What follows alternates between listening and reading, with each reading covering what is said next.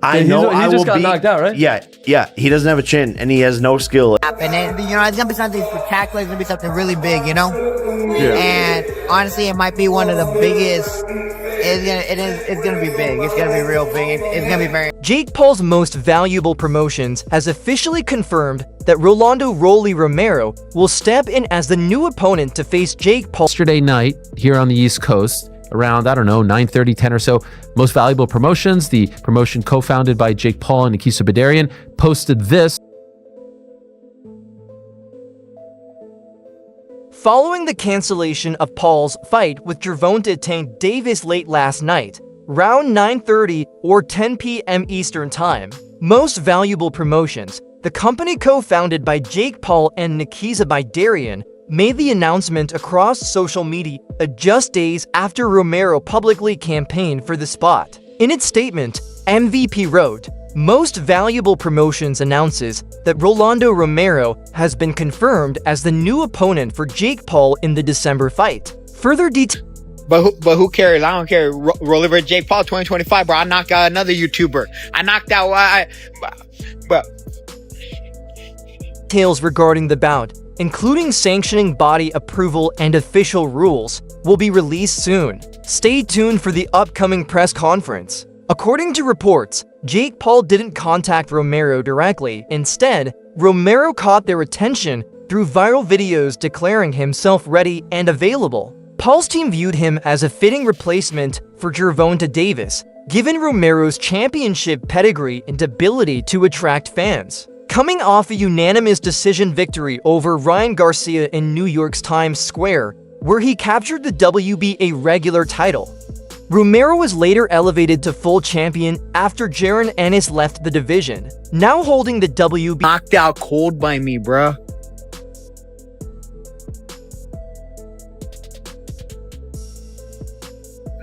Yeah. Jake Paul gets knocked out cold. A 147-pound title, Romero had been eyeing several big names for his next fight, and Jake Paul is now front and center. On his Instagram story, Romero fired shots, saying, "Rolly's coming for Jake Paul. Give me 1 week of training and I'll stop him. I'll end all this YouTuber hype." The welterweight champion said he has no hesitation about moving up in weight to face Paul on short notice, offering to rescue the now-canceled November 14th Netflix event that was originally meant for Paul versus Davis, as reported by Boxing Scene and other outlets. MVP scrapped the November event amid growing legal troubles for Gervonta Davis. A civil lawsuit filed in Miami-Dade County by a Florida woman accuses Davis of battery, kidnapping, false imprisonment, and several counts of domestic violence. A police report was also filed, though as of publication, Davis has not been criminally charged. In light of these allegations, Romero, currently 17-2, offered to move up more than 40 pounds to keep the event alive. The GOAT at welterweight? "I'm about to be the GOAT at cruiserweight," he joked during an Instagram live.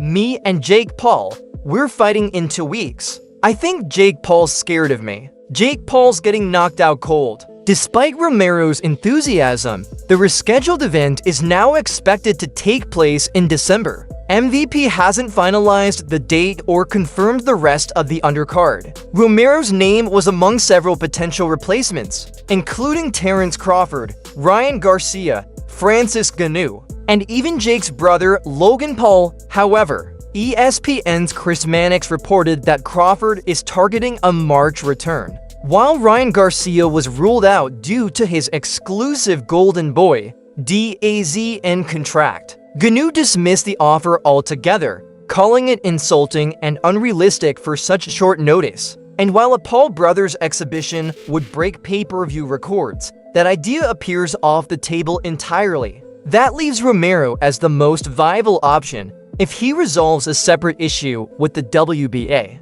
which recently ordered him to begin talks for a mandatory title defense against Uzbekistan's Shakram Giyaso.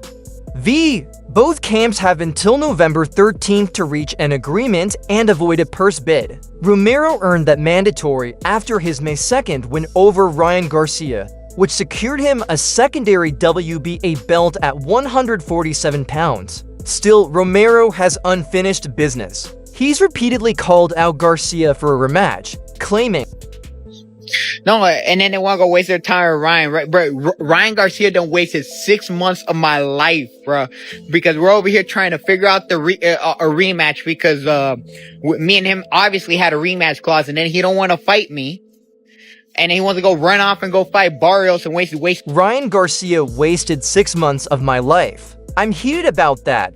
We had a rematch clause and everything. He acted like he wanted to fight me, then backed out to chase other fights. Between frustrations with Garcia, links to Pacquiao, and now the Paul opportunity, Romero's focus has shifted towards silencing social media stars invading the sport. I'm going to slap Jake Paul across the face, Romero promised. I'm sick of this YouTube boxing stuff. I'm more tired of it than anyone else. Ironically, Davis now finds himself in a similar position to Romero's back in 2021, when Romero was pulled from his scheduled Showtime pay-per-view fight against Davis after being accused of assaulting a woman in Las Vegas in 2019. Authorities later determined there wasn't enough evidence to proceed, but the investigation lasted long enough for Romero to lose the opportunity, replaced by Isaac Pitbull Cruz, whom Davis later defeated via decision. Romero eventually rebounded with a controversial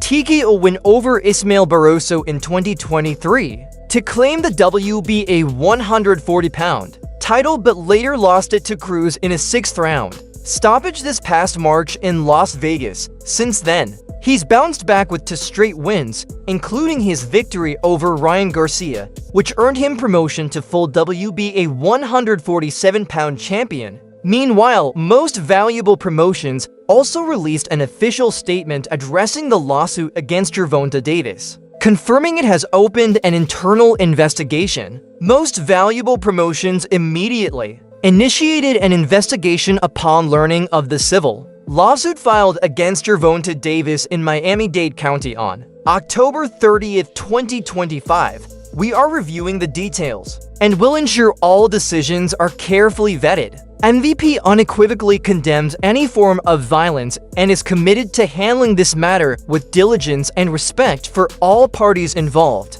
Further comments will be made once our review is complete. The lawsuit, filed by a woman named Russell, accuses Davis of multiple violent offenses. According to her claim, Davis attacked her inside Tootsie's Cabaret, where she worked as a VIP waitress. Round for 15 a.m. on October 27th, she alleges Davis choked, grabbed, and dragged her through several areas of the club before continuing the assault in the parking garage. Russell claims she had been privately dating Davis for 5 months and accuses him of assaulting her on multiple occasions, including to separate threats to kill her. On September 2nd, she alleges Davis threatened her life over unanswered calls and texts. On September 23rd, she says he texted, "I'll kill you," before physically assaulting her at Playa Miami restaurant. That's all for now. For the latest breaking news, analysis, and updates from the world of boxing,